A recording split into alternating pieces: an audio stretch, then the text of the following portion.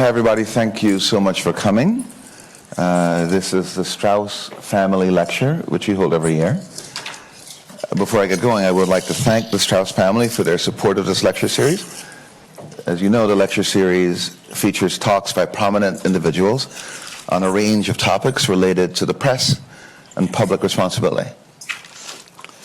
So today, we are delighted to have with us Rachel Feintzeig. She is the work and life columnist at the Wall Street Journal. Rachel's work helps readers navigate quandaries on the job and at home, often focusing on how to grow your career without sacrificing the rest of your life. A longtime journal reporter, Rachel previously has written about management trends and chief executives for the corporate bureau. Right. Welcome. Thanks so much for joining us, Rachel. Thank you so much for having me. Rather than a formal lecture, the plan today is to have a conversation. Rachel and I will just talk to each other. And to get that conversation going, as good a place as any to begin is to ask, how does one become the work and life columnist? Tell us about your background, your path. How did that happen? So I actually started here. I was a high school student in Connecticut, and the Yale Daily News had a program for high school students. It was my first introduction to journalism, to writing in that way, and I loved it. And I decided that that was definitely what I was going to be when I grew up. I went to college, not here, and I worked on the student newspaper. I feel like I majored in the student newspaper as opposed to any actual academic discipline. And then after that, I was actually kind of burnt out. It's a big job running a student newspaper while trying to be a student. And I took a job as in healthcare consulting. And I was there for about 6 months when my best friend at work came in one day and she said she was going to be a journalist. She had gotten a job as a reporting assistant for this was in Washington, D.C., for a paper on the Hill. And I was like, oh, that was my dream. And after that, I started applying for journalism jobs, and I landed at Dow Jones, which is the parent company for the Wall Street Journal. So I started out as a reporting assistant covering bankruptcy right before, this was in 2008, so just happened to be weird timing right before there was a lot of bankruptcy going on. I had no business background. I went to Penn and never took a class at Wharton. So it was all very new for me, and I kind of just stumbled into it, but I really loved it, and just kind of kept working my way up, got a few big breaks, ended up as a feature writer covering management, chief executives. I liked that a lot. And then it was then called Work and Family column. Longtime Work and Family columnist Sue Schellenberger, who was wonderful. She announced her retirement, and a couple editors approached me and asked, encouraged me to go for it. And I thought, now what? Like I had just come back from a second maternity leave. I just felt like it was the worst possible timing, but I raised my hand and I went for it. And after an arduous process, I was offered the job. And like we were talking about before, on the first day, I kind of thought, what? Like what? How am I going to do this? But it's been great. That's wonderful. So you write about work and life. I noticed a very interesting thing about social interactions that in my job, I meet people in lots of contexts, and the conversation goes something like this. If the person is previously unknown to me, hey, Paul, the other thing, what do you do? You see? That there's something odd about very early in our interaction, our social engagement, one with the other, elevating the person's professional life into a defining trait even of our conversation. What do you do? You see? Work occupies this huge role in people's self-identity and so forth. How is it that we can have careers, based on what you've seen, without sacrificing the rest of our lives, without having the thing we do to put bread on the table define us? What have you learned about that? It's really hard, right? I mean, this is one of the core never-ending questions of this column of how to do that. I think filling up the rest of your life, making sure that you have other things in your life that are big, whether it's a hobby or your family, and that could look like anything, but just having other things to kind of take up parts of your life. I think also de-emphasizing this idea that your career should be perfect. And we have these huge expectations around work, and when we kind of elevate work in that way, it's natural that then when we go to introduce ourselves, it kind of becomes our whole self-confidence and identity. It's really hard. It's something I struggle with. It's something a lot of people that I interview struggle with, but I think it is something that the last few years have kind of brought home for people, that they need to de-emphasize that at the end of the day, there's way more important things than that, having a fancy sounding title when you introduce yourself. I'm curious about some things that militate in the opposite direction, right? So increasingly, people don't live where they're from. Somebody here is from Arizona, they go to college, wherever they went to college, they got to school in Connecticut, then they got to get a job in California. And they show up in Arizona. They show up in Arizona, they don't know anyone there. Yeah? That work is, in fact, the context in which they come to meet people socially. And so work is not only, as I said earlier, about putting bread at the table. It's that I'm living in Arizona now, and I meet the people here. Yeah? And so I'm curious about that tension, the fact that work is this aggregative phenomenon as distinct from just an earnings one. And your thoughts about that would be interesting to me. Yeah, I mean, in a way, work has become the new religion for a lot of people. Yeah. Church has receded and work has kind of filled that space. It can be a positive thing. I mean, I've met some of my best friends, my creative partners, people that I think are just so smart and wonderful at work. I think there's also a sense these days that people don't want that in a way that's bad. They want to just go to work, get the job done, and come home, and we're losing some of those relationships. Mm-hmm, mm-hmm. Is there something here that's different, this balance issue, which you've not used the word yet, I'm going to introduce it now, about properly siloing work alongside our other considerations, that hits with a special force for women? I'm curious about that. Is balance more difficult to achieve? Are its contours different by gender? Or am I crazy to even think this? I mean, women face a lot of special pressures at work. There's tons of research on this. There's this kind of tension between being likable and being competent. All kinds of things about executive presence that are more difficult for women. In terms of balance, I think it's hard for all working parents, and obviously not all women are parents. There's a lot of research showing that women just do a lot more at home, and that the pandemic has not made that kind of dichotomy go away. So yeah, I think there's something specific for women, and especially if you're the person who's physically birthing a child and dealing with that. We talked about that too. It can impact the direction of your career a bit. So remember the thing I said about, hey, Paul, what do you do when I meet someone? Most of us end up, because of the good fortune we enjoy of coming to places like this, having the education and skills we possess, of doing things we like. The meaning we derive from it comes from the satisfaction of exhibiting our talents to the world, where there are not many other such opportunities. The people in this room will leave and do things at which they excel. And that excelling itself brings a flow of happiness. Yeah? What have you discovered about the solving of this balance problem, given the fact that successful people in many spheres of endeavor are enjoying what they're doing? Yeah? And the enjoying of it brings them meaning.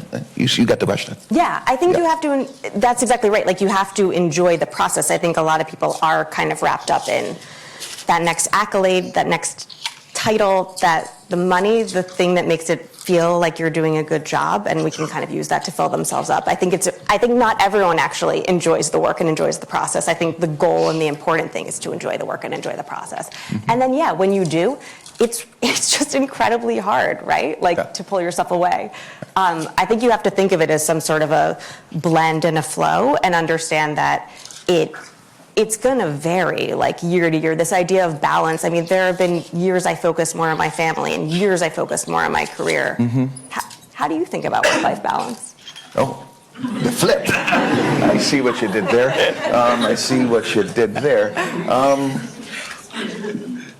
It's really hard. It's really hard to get the right weighting, because the job, say being a dean or being a professor or it can be all-consuming because so much is necessary to execute it ably, you see? At the same time, one is ever aware of other things, one's family, one's interests outside of work, and so on. And so I find myself, that's a really good question.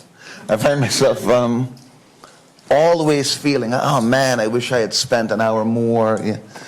Or, you know, or, God, would it be the end of the world if I looked at the end of this game, you know? Listen to another track on this great album, you know? I know it would be good for me, but it's really hard to stop because one has a feeling that the other people aren't stopping. Mm-hmm. You see? The kind of rat races thing.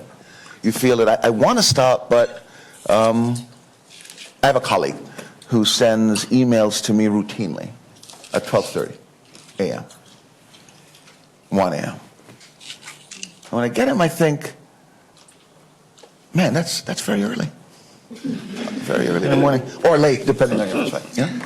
But I feel like I have to respond. You know, mm-hmm. Everyone here has that sensation, right?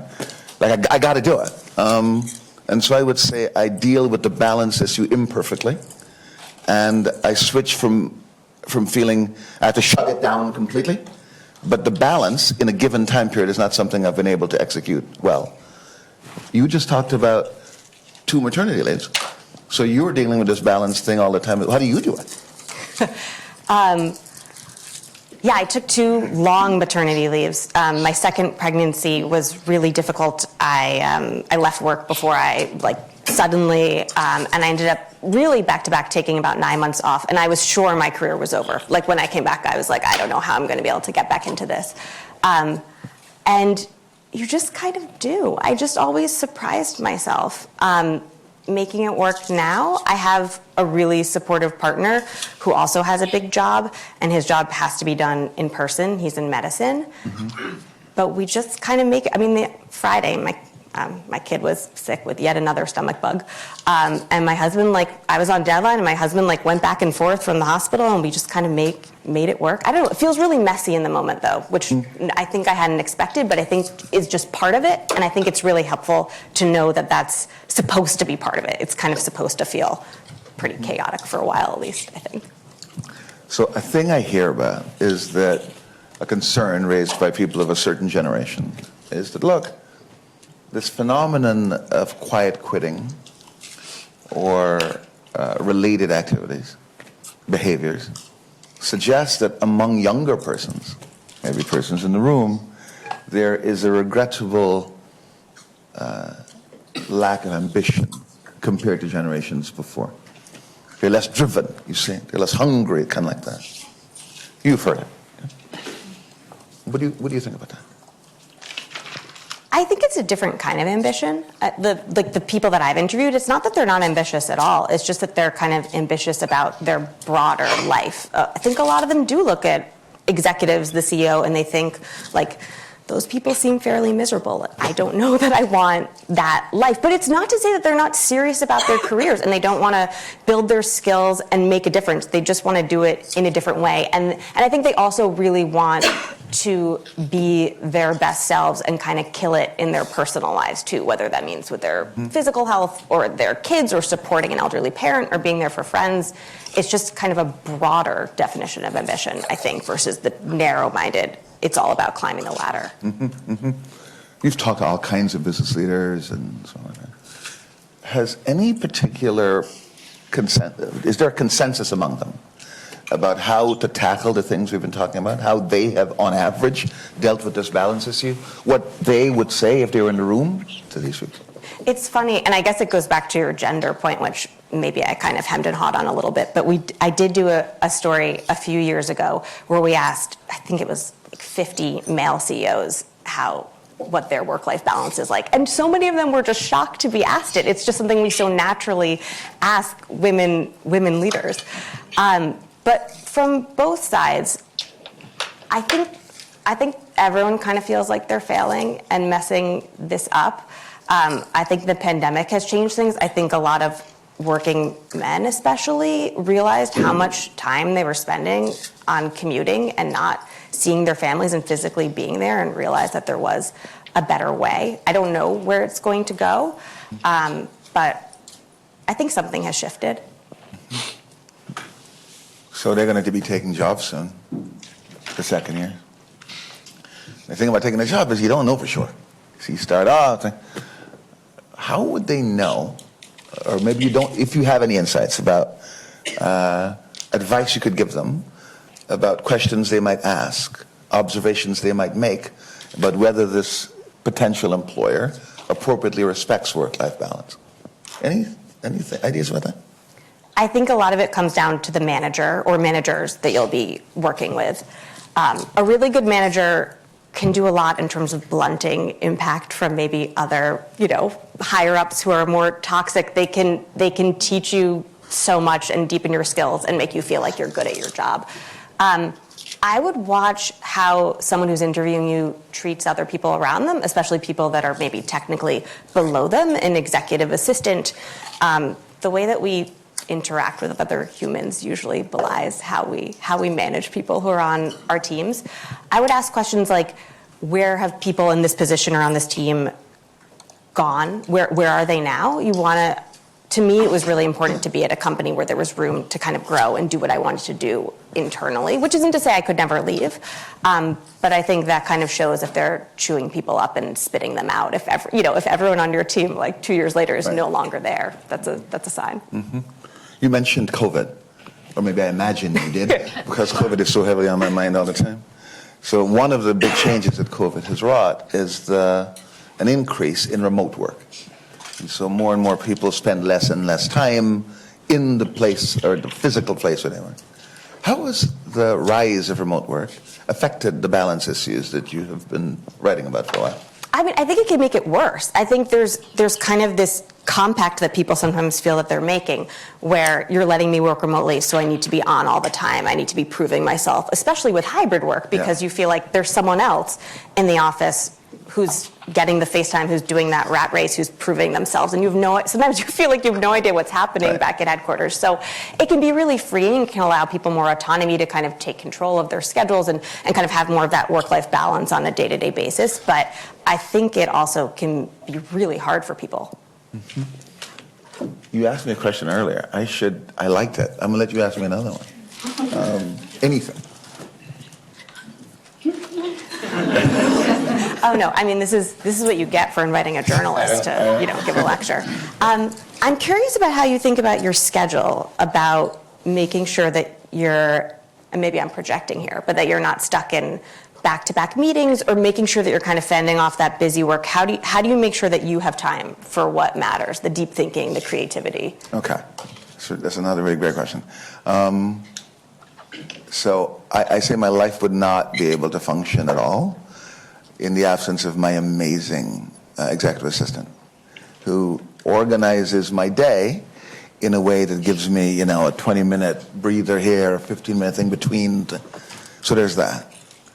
I would say that the thing that I lament, or I regret not having at all, compared to my life as a professor, is blue sky time.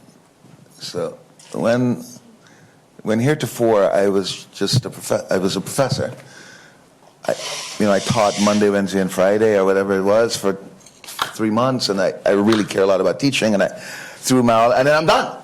See, I'm done for 4 months, and I'd wake up late, or go for long walks, or stare at the sky. Hence the blue sky time. I don't have that at all, and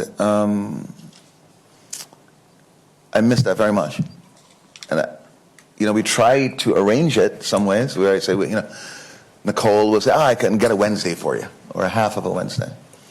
And whenever that happens, I feel very refreshed.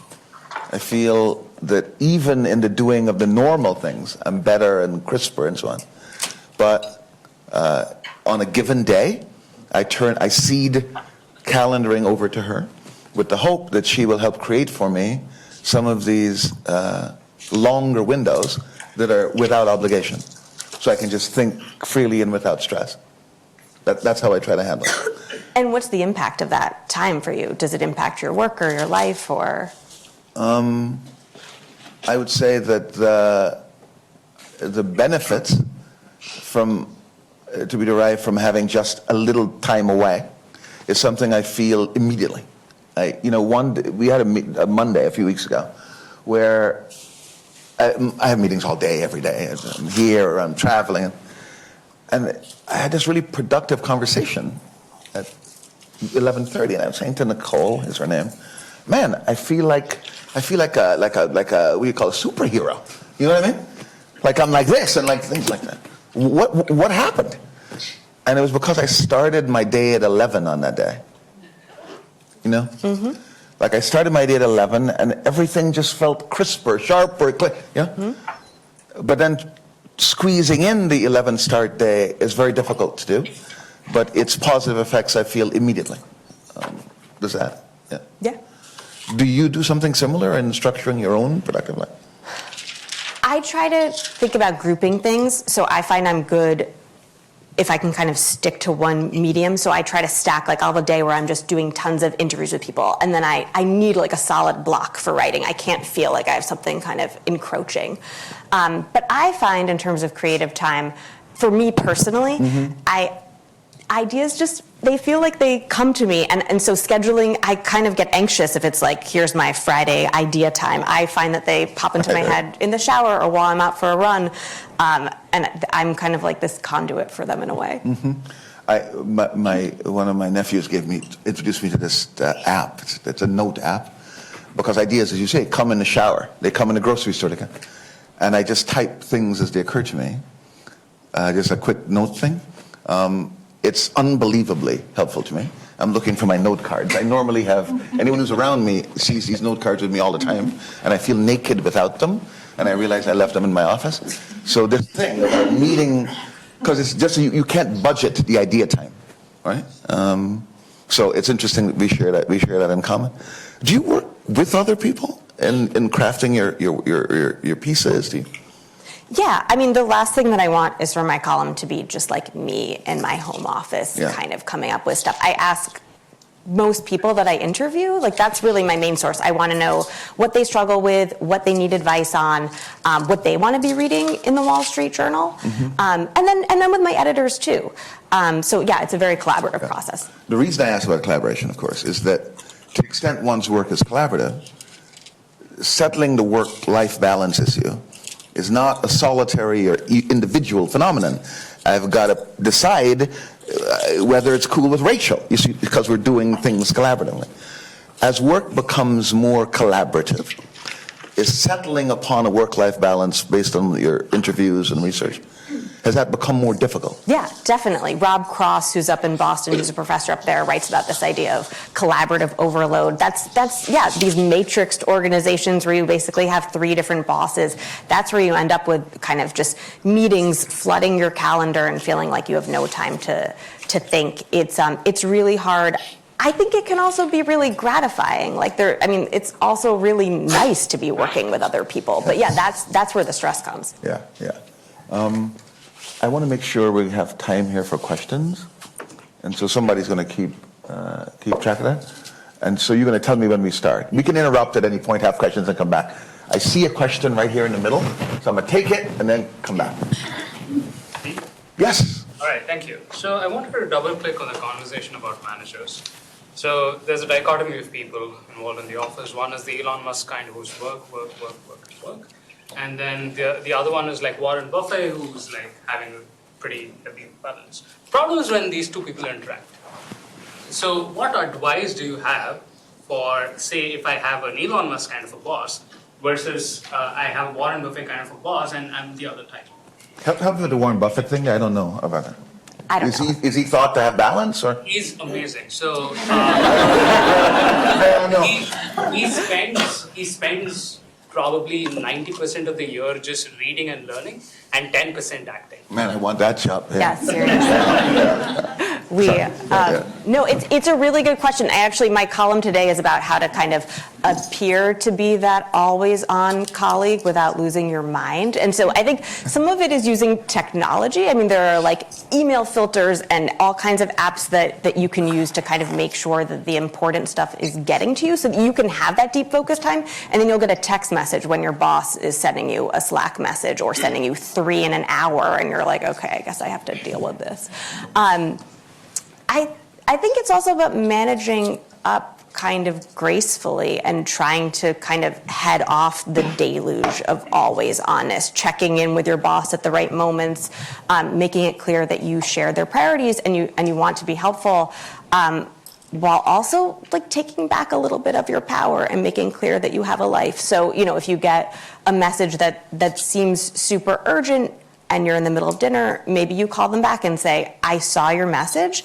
I'm in the middle of dinner with my family. Can this wait an hour? I think a lot of times when we actually put it back on the other person, they can hear how crazy their expectations are. When you actually go to your manager and you say, what are your expectations when you send me an email? Do you want me to, is it 5 minutes, 7 minutes? Is 2 hours okay? How do you want me to get that deep focus time? I really want to make sure that I, am able to concentrate in the way that I need to kind of fulfill our bigger priorities. So I think it's possible, but it might take a little time. Like you might have to kind of slowly train a manager, and the first, 6 months might be a little brutal if you're working for Elon Musk. Thank you. Hi, I wanted to talk to you about career progression. So as I become more mid-career and when I talk to my friends, it's a similar thing of, we're not really sure that the next job is worth it anymore, right? You get to a point where you think, the sacrifice and return ratio probably isn't really there anymore. But then we also think to ourselves, well, if I don't try and be the top dog, then it's always going to be like this in the organization, and especially on the dimensions of diversity, you see a lot of women drop out of career, right, for these very reasons. So what advice do you have, or from your conversations with other leaders, how do they handle that, right? How can we make the world a better place together by almost sacrificing ourselves in the process? Yeah, that's a great question. I don't think you need to be the CEO. I think you can really think about work and the projects that you take on. It's, if there are people out there who want to just stay an individual contributor, are there certain roles you can take on? Are there bigger things that you can do without necessarily taking that step up? If you feel like you actually want to take that step up and you're just worried about what it will do to your life, I think there's also a sense of can I carve out some more boundaries? Can I say no to certain things? What would actually happen? I know it's really scary, and I don't want to lead anyone down the wrong path where then you're suddenly getting fired, or you're quiet quitting and you're making no impact. But I've talked to so many people who told me that they were shocked at what happened when they just started kind of saying no to things that they felt weren't as important. Nothing happened. Nothing bad happened. They just still continued to do good work, and people didn't even notice that they weren't emailing back at 3 a.m. anymore. So I don't know. I think there's more wiggle room than we think sometimes. I'll take one more question and then circle back to mine. Yeah. It sounds like you have the opportunity to interview a lot of different people, and I'm curious to hear, in your experience, who is the person who seems happiest with their work-life balance and who seems the least happy, the most miserable, and what can we kind of glean from those experiences? I really think it comes down to knowing what's important and what's not. I've seen a lot of people who are really successful but have good work-life balance because they just don't care about responding to every silly email. You know what I mean? They don't feel the need to kind of clear all the decks and do everything. They kind of try to make their own rules a little bit without being a jerk. And they just really focus on the stuff that matters, whether that's the work that's really important to them impact-wise, or the work that they know that they're, in some ways that their boss's boss cares about.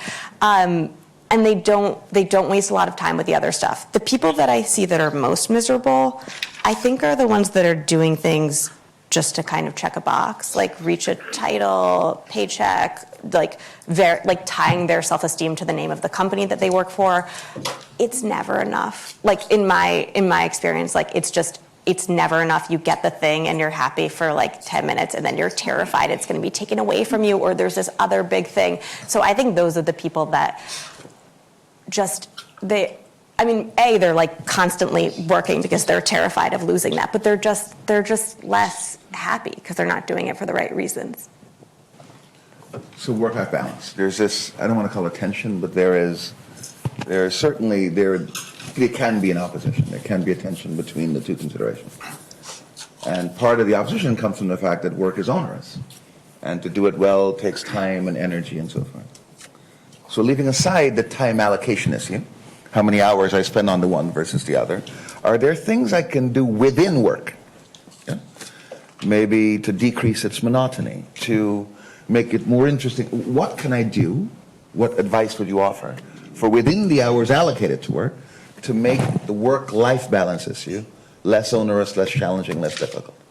You see what I'm getting? Yeah, completely. So you can have kind of set rules in the back of your head for some of the busy work, the stuff you enjoy less. So like, I'm going to do 3 of these task forces or letters of recommendation or whatever it is that kind of drives you crazy a month, and then I'm going to like politely say no and recommend this other colleague, or suggest that we have kind of like a rotation where we take turns for who's planning the office holiday party, or whatever is kind of like the extra busy work, the scut work, which frankly women often get piled on them more.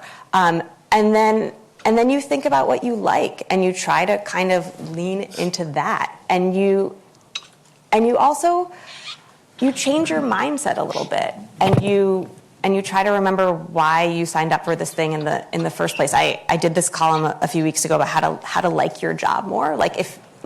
If you can't leave for whatever reason, like, can you like your job more? And someone told me that they got advice from their grandfather years ago that was, pretend like it's your first day on the job. And to me, like, that means like that excitement that we all know when you get the job offer and you're like, this is going to change my life. Like, and of course, every job then, like, it's a job. They pay you money for a reason. Like, there's something about it, that becomes monotonous or boring or onerous. But if we can kind of tap into that initial feeling during the hours where we know we're supposed to be working, I think that can be really helpful. That's very interesting. That's very interesting. So given this conversation about work-life balance, I'd love to know what advice you have in terms of prioritizing self-care. It's so important. It's so important. It's something I only really, I feel like, really understood the last couple of years. This might sound silly, but we were talking about the blue. So what's self-care? Just help me with that. How would you define it? Crafting out time to take care of yourself, to prioritize yourself. As we have these multiple identities, right? As working parents, as spouses, partners, just finding time to really take care of yourself, right? Because how can you really take care of other people if you're not taking care of yourself? Yeah. Like focusing on my hobby, focusing on my... Exactly. So like not work, but not all these other caregiving responsibilities. When you were talking about blue sky time, I kind of making the choice to stop, I think to myself sometimes like challenging myself to do the fun thing in that moment, like, which is, I mean, it's so basic. But all those cliches really are true about like oxygen masks, and sometimes it's not about the total time spent. I can do such a better job in like 1 hour of writing if I feel fresh than if I'm just toiling away for like 5 hours. And so I try to just force myself to remember that. And I think hobbies really help. Hobbies where you literally can't be on your phone. I swim laps now, and like no one can reach me. Like that's how I started running too. Like no one could find me. And it's helpful for work too. Like with a boss, like they just literally can't find you. And then it teaches you too, like no one could find me for that hour and everything was okay. Like no one died. Yeah. I think I saw one over here.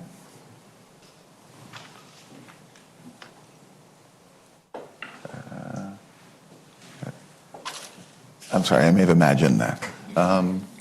This feeling, this anxiety of getting over the hurdle, that if I fail to do something, the whole edifice, the whole thing won't collapse, is something I should have given in my earlier question. There's a dread, a terror, that God, if I don't reply to this email, if the student wrote to say something I did, all kinds of disasters could ensue. Of course, that's never true. It's rarely true. Yeah, unless you're like a brain surgeon. Exactly, yeah. And the only way I think to know is to experiment. Like you have to just kind of push yourself. It's like an exposure, in therapy. Like you push yourself to do it. I did a column about public speaking where they talked about this. Like you push yourself to do it, you feel that kind of terror, and then usually nothing bad happens. And it's the only way that you can kind of rewire your brain to be like, everything will be okay if I don't respond to that email. So there's a there are career interruptions that people have, often around paternity. Someone has, and so I'm curious if you've interviewed such persons, because for them, the work-life balance was a problem they were solving. Then work went to zero, yeah, and then they're back. Okay? I'm curious about people who follow that path. If you've interviewed such persons, and their take on the things we've been talking about. Yeah, I've interviewed men and women who have taken maternity and paternity leaves, but also just taken career breaks and come back. I think it changes what they're looking for in a job, and I think especially now they're more willing to kind of ask those questions or even put themselves out here as like, here's what I'm looking for in a job, and it's really important to me to have this work-life balance, and what is it actually like to work here. Mm-hmm. I personally, like, I mean, I think I mentioned before, like, I was always really scared coming back from maternity leave that I wasn't going to be able to kind of get back into it. And what I have found, like so many things in my life and my career, is that it's fine. One of the things I wish I had known earlier was just how many twists and turns are inherent in so many careers. I think I really thought there was like a path that one followed and you check the boxes. And maybe especially if you're in a pre-professional program, or I see it with my husband in medicine, there's like this path laid out before you. But everyone gets to a moment in their career, I think, where there's more uncertainty, where you have to do the negotiation or make the choice, or you realize something has gone a little bit sideways.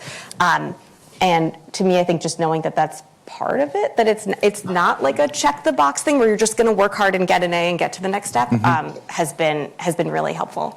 Have you ever had conversations with family members of your subject? So here is John Jones or Warren Buffett, whoever, and I have tremendous work-life balance, he says to you. And he said, well, you got a what? You got a partner, Mr. Buffett? As a stand-in in this example, what does the partner feel about the degree to which this balance is being ably executed? Yeah, that's a really good question. Earlier in the pandemic, I did a piece about work-life balance, and I interviewed a bunch of people. One was like a male CEO, and his wife was like in the background because it was early in the pandemic. Everyone was like all together, and she was kind of like, I don't know that it's been so good for all of us in this room all the time. Yeah, there's probably like a decent amount of BS, especially from people like super high up at the top. Okay. Please. What are some insights from the pieces you've done about how both managers and employees can handle DEI issues in the workplace? How can you be a better manager around being sensitive to people's work-life balance on a diversity of experiences? Yeah, that's a good question. I mean, I can tell you what I think doesn't work, which is just like pulling every person of color in your organization into like a committee and making them work for free, like a second job to try to solve this problem. I've written about things like the Rooney Rule, where you kind of make sure that you're interviewing a person of color for every job. There's data about whether or not that stuff works. I don't know. I think it's still really hard for people. I feel some frustration around this. I feel like I wrote so many stories around the time of George Floyd's murder that were like, how do we kind of get to the next step and make sure that we're solving this? And I don't know that companies have. I mean, we see it as all these tech layoffs are happening, like how much of it is around that, as they kind of shed jobs that aren't as crucial, how much of it is around kind of the DEI space. But for managers, I think just being really open to where people are coming from, making sure people aren't taking all of the airtime in a meeting, understanding that people have different ways of kind of advocating for themselves and encouraging people to do that. But I wish I could say there was like some huge corporate bullet of some company that I've seen that's just totally killing it on this, and I don't feel like there is. Do you think mentorship is a big part of it?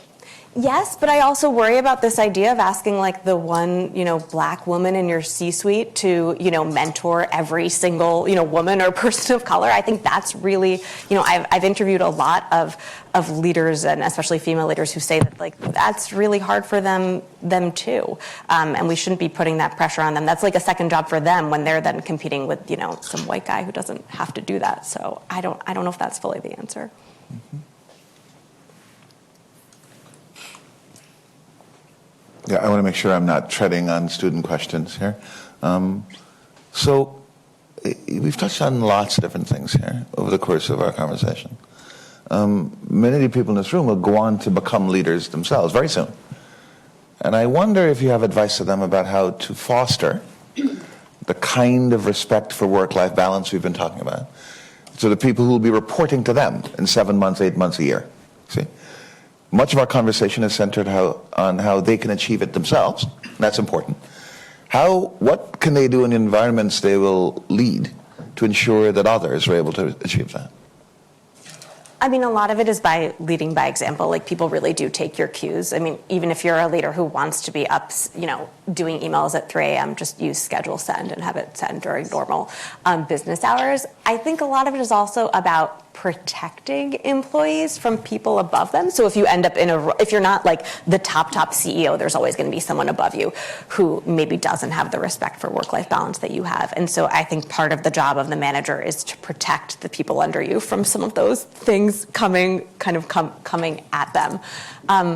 I also think of something that Jeff Pfeffer, who's a professor at Stanford, told me. I was writing a column about how we kind of overuse the word sorry sometimes, I think especially for women and people of color. And he was basically saying you should never apologize, like, especially if you've done something wrong, like, never, like that can never go well.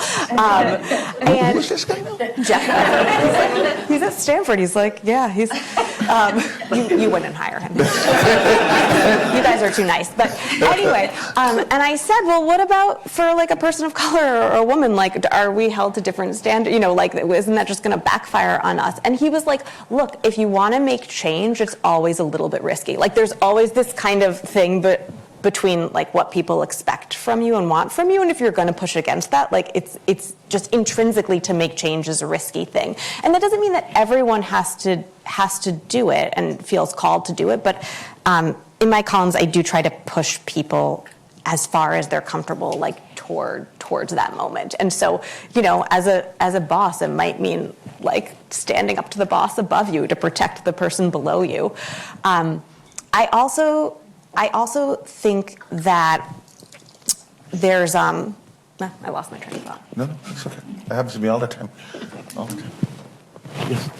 How do you think about striking the balance between kind of creating barriers between work and personal life versus creating that like sense of family and getting to know, I don't know, or whatever, sense of family, like where your coworkers' names of the kids and what they do for fun? Is there a right balance? Is it just individual? Or I know there's like a big issue with, if you always rely on just after work happy hours, you're excluding a huge part of work, but it also feels like you're missing something if you don't get to know people outside of work. Yeah, so the research shows that there's different kind of people. So there are some people that like everything to be blended, and then some people that just don't. And so I think as a manager, it's about kind of being open to both of those things, and kind of, if you want to have social events, like, try to make them during work hours if you can. I think there's great benefit to bonding with your colleagues, and I think there is something lost when work becomes super transactional. I also really worry about this idea of forced fun, which one of my colleagues wrote about recently. There was Like everybody go to the happy hour. Yeah, there was just a lawsuit in France over this. I see. And so I think it's a fine line, but the research shows that it's basically just an individual thing. Like, and people they're just the way they are.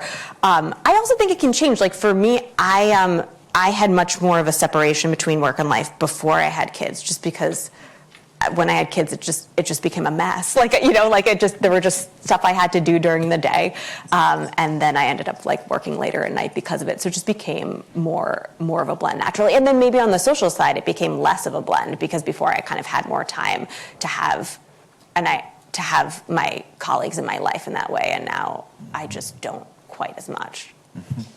Mm-hmm.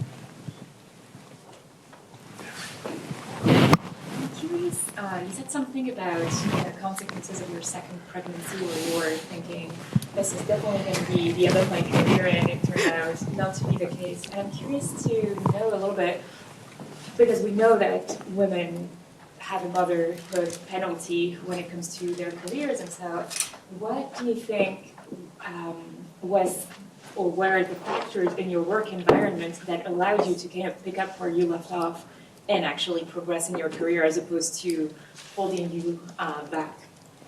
I had an awesome boss at that moment who, like, beyond just the logistics of everything, she's like the kind of boss who just believes you're awesome and can do, like, her default, she's just a naturally really optimistic person, and she'd be like, you're gonna kill it, like, why are you even worried?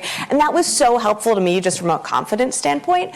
I also picked a job that had the kind of flexibility that I wanted because I was intrinsically interested in it. Like, I sometimes say I have the least Wall Street Journal-y job at the Wall Street Journal. Like, I just liked writing about people. I didn't really have that desire to be like breaking deals every night.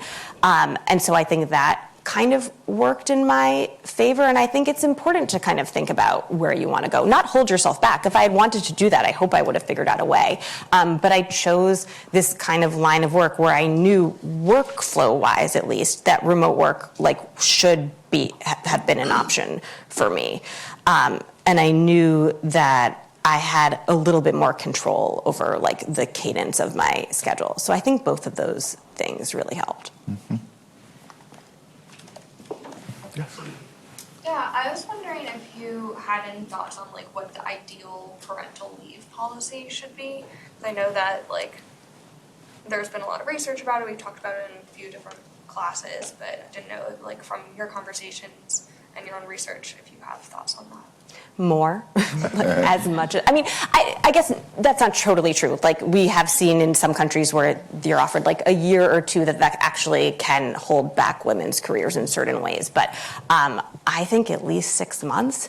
I think you need to have people taking it, like men and women taking it, otherwise it doesn't work. And I think people need to be off during their parental leave, like shut down their email.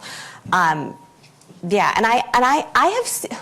It's really hard. There's still this like huge split between who gets what in this country.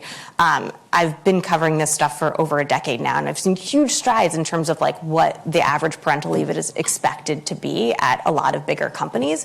And yet, like, I wrote a story, actually published the day that I had my son, my first child, about parental leave for retail workers and frontline workers. There was someone at the Starbucks union had kind of like made this push for paid parental leave policies. And I mean, certainly at the federal level, we haven't seen any movement, and it is disheartening. So I think, yeah, anything you guys can do, whatever leadership positions you end up working in, to kind of push for more parental leave and to take your leave when it's given to you and like really take it is huge.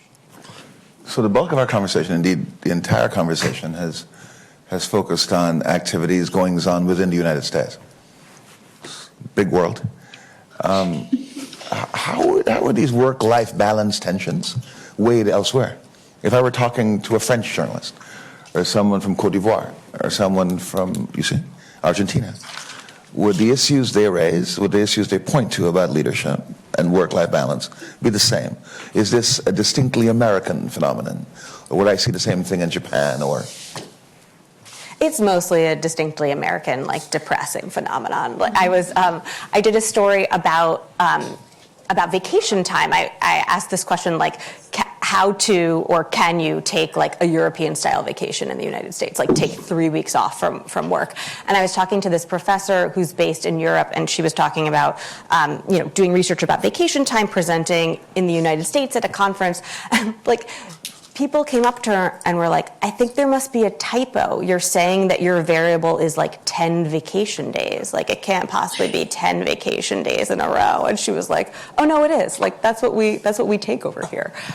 So yeah, I think this idea of work as identity, as a number of hours that you work, as like this badge of honor is like, compared to a lot of the rest of the world, a uniquely American thing. Mm-hmm. Is that the experience of any of our students any people in the room who are not from the U.S.? I'd be curious, yeah.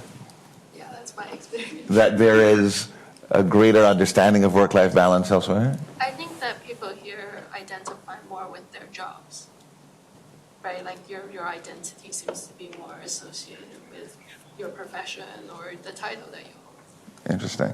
Yeah. I think it can be geographic too. I mean, I've talked to sources, who live in. I really try to think a lot about geography when I'm interviewing people and talk to people from all over the country. And I've heard so many people tell me I moved from one of the coasts, to somewhere else, and it's totally different. And so it's something to think about as you think about where you want to have your career and what you want.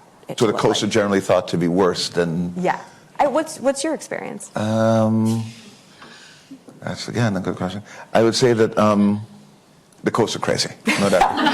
No doubt about it. But I came here from Chicago, University of Chicago, which is an outlier here as well. But you're right. I do believe there are regional differences. When I go around the country to give talks and so on, one can feel it. People are much more comfortable in some places talking about a family or what they did or their barbecue than is true in other places within the U.S. In fact, that knowledge is what prompted me to ask the international question. Yeah. Any other questions from the? Yeah. Sorry, so I want to go back to the point that you mentioned, the Stanford professor mentioned that we should say sorry less.